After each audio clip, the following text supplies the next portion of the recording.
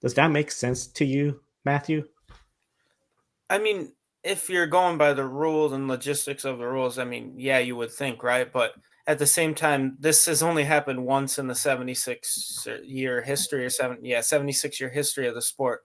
And to call this specific incident a safety violation when Bell was, I think the only car even remotely near him was Bowman all the way down on the track. I know you just had, it's by definition, really. So I guess it makes sense, but I think all penalties really should be appealable, regardless of if they're blatantly obvious or not. That's just how I feel about that.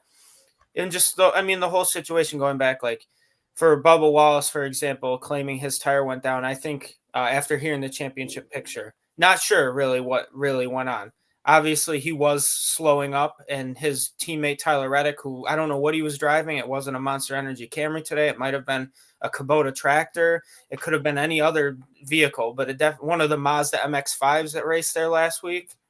But it definitely wasn't a Cup car. He was so slow, but he didn't need to do anything. He didn't need to bring his A game. He already did last week. But just not to go back on that, I'm saying it kind of helps him too, knowing that Tyler Reddick had a break and issue, and similar to what it seemed like Bubba was experiencing.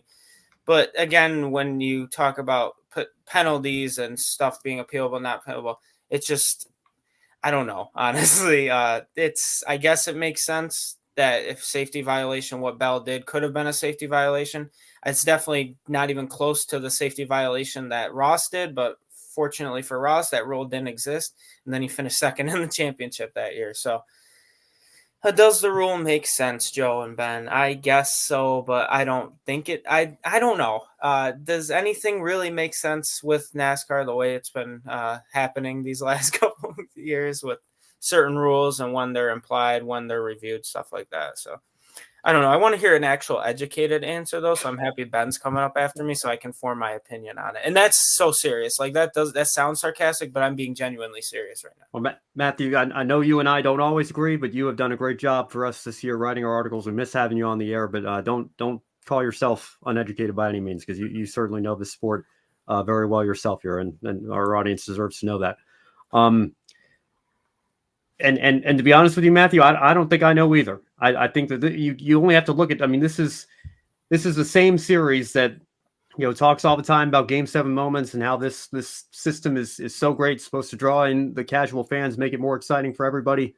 But then I try to explain how our point system works to somebody who isn't a fan, who's somebody who has minimal, if any, knowledge of this sport, and I have to explain. So we have race points, then we have stage points, then the race winner gets 5 playoff points, and all the stage winners get 1 playoff point, and those playoff points carry over to the playoffs.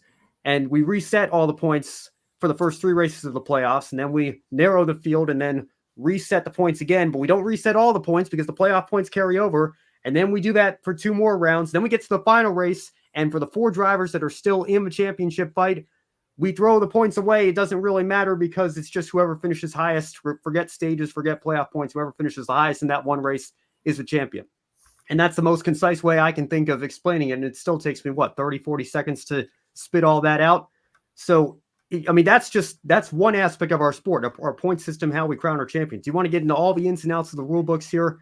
I don't know. I mean, just, ask me if a rule makes any sense. I don't know. There don't seem to be very many rules that, we can all agree on how to interpret. Clearly, I mean, what are the conversations that we're having right now, that people on social media are having right now about what we saw in this race here this afternoon?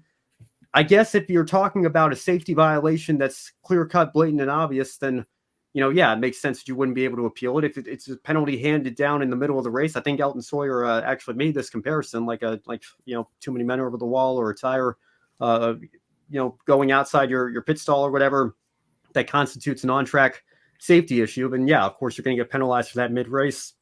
The rest of the race is going to unfold here, but it's not really something you can go back and change or appeal or decide in the courtroom, however.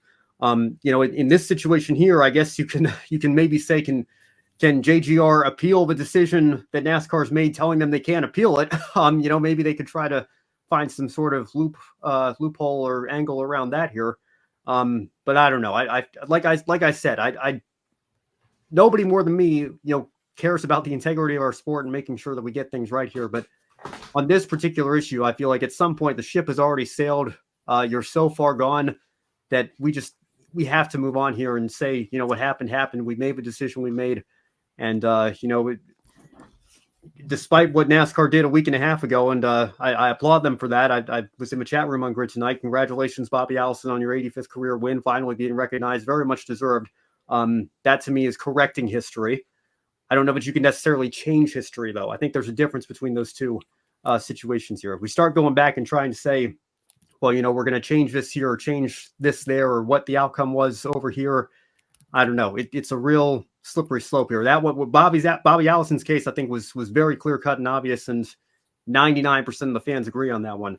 This one, if you try to go back and make us sit another 2 or 3 days for the appeal process here, by the time the teams have already traveled and gotten halfway to Phoenix, they're going to hear that, hey, the situation's changed again.